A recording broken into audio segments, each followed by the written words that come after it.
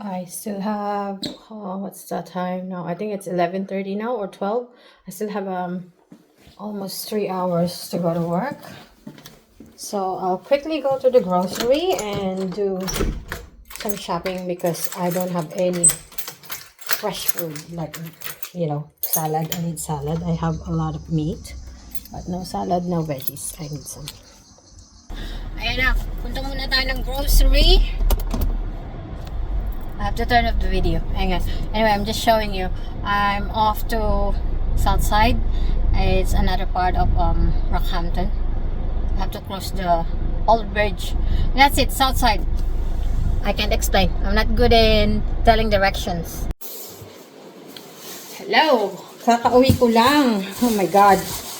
Galing ako ng grocery. Sabi ko mag-go-grocery ako today bago ako mag-work kasi wala na akong gulay or anything to do to make salad. So, nag-grocery ako. And guess what? Nabasa ako sa ulan. Po, basang-basa yung damit ko. Dami ko pa ng tubig na binili. Ang bigat-bigat ilog sa kotse. At isa pa. Pang kwento. Nakita ko pa yung ex ko. Oh my goodness. So, out of all people that I don't wanna see. Awkward siya actually. Alam mo yung reaction ng mukha ko. Buti na lang. Maayos-ayos ang itsura ko. Oh my God. Ayan, nag-grocery ako. Ewan ko kung how much did I spend. I think, where is the receipt? Ako, wala. I spent, ayan, lumalakas ang ulan. I spent $104.99. Nagbili lang ako ng kailangan ko. Cleaner. Because I am needing some tsaka pads at tsaka yan. Tapos, i-unpack ko lang to. Tapos, pahingang konti. Then go to work. Hanggang gabi kasi ako. Once na natapos ako sa work, sarado na ang groceries. Kasi I think it's Saturday today, so trading is only until 6 o'clock. So I can't leave it until tomorrow. Although I could have done it tomorrow. Kasi I think wala naman akong work. Unless natawagan ako. Kasi nga wala akong kasama yung mga bata ay nasa daddy nila. Pagka ganyang mag-isa lang ako, work lang ng work, di ba? We need money. Kailangan maraming pera. Dahil pag wala kang pera, punyeta ka, di ba? At ito po ang mga nabili ko worth almost $105. Isang drink. I need bleach. Tagal ko nang pinaplano bumili ng bleach kasi marami ako ibababad ng mga basahan sa kitchen. Tapos yan, naka-sale siya. Salmon. Tapos saging. Lettuce. Kailangan ko siya for my salad. Tsaka washed potato. Pads. Para sa aking dalaga. At saka para sa akin na rin. Hindi naman ako menopause pa. Tapos oranges para sa aking juice. Red onion for my salad as well. And I use just the Coles brand coffee whitener. I don't know why, but I'm used to the Coffee Mate. Pero okay naman siya. Lasa rin siyang Coffee Mate. So, mas mura siya kaysa sa Coffee Mate na brand. Kaya yan na lang binibili ko. Tapos raw sugar. I don't like the white sugar unless I need it for baking.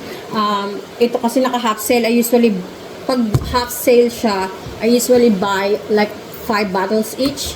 Kasi nga, alam mo na, pag may malaking family, kailangan marami kang stock. Pag sale siya, talagang ginagrab ko marami na. Pero lately, parang ayoko na lang mag-stock kasi para maubos muna yung luma. Tapos yan yung mga yogurt kasi ginagamit to ni Luke, yung bunso ko na may ADHD for taking his medication, pang tulak lang ng capsule. Tsaka yan, dahil na kanina nagko-complain ako na wala na akong frozen na, what is this? Corn. Palagi kong ginagamit. At saka steak. Piece of steak. Beef steak. Kasi I'm deprived with beef because dahil ang ex ko ay Indian. So, he doesn't stop me from eating things that he doesn't eat. But I, respect na lang din. Pero ngayon, he's not here anymore, so I can eat whatever I want. And then, toilet paper, bumili ako ng 3 pack para, kasi mura lang siya. Kinompare ko siya dun sa brand na gusto ko is Quilton. Shit, ang lakas ng ulan. Kanina talaga yung buong damit ko, basang-basa. So, yun, yung Quilton kasi na brand, na triple ply, I think 3 ply. Yun ang binibili ko kasi jumbo siya. So, hindi ka palit ng toilet paper sa toilet. Pagka makapal siya, at least, di ba, hindi na tapon nung, alam mo yun, yung last, ano yung cardboard end ng toilet paper. So, yan. Nagbili na ako kasi para sa mga toilet ng mga bata, sa toilet ko. The bigger, the better, right? Tapos yan, yun lang nabili ko sa 100. No, I got for 10 liters of water. Yung Coles brand lang din kasi I don't like the tap water. It doesn't taste any good at all.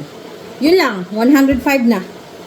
Hindi pa ako bumili ng marami. Pero usually pagka babalik na yung mga bata, next week babalik sila ng Friday. So mga Thursday pa lang, nagbibili na ako ng grocery, mga $300 worth. Sometimes umabot siya ng 400. Kasi, alam mo na, maraming snacks ang bagets. Tapos ang mga pambaon sa school. Tsaka ang karne, mga medyo mahal. So, yun lang. Okay naman. Napagod ako, so I have time to rest now before I go to my next work. Yun lang, thank you. You have idea na kung magkano ang grocery dito. Hindi siya biro.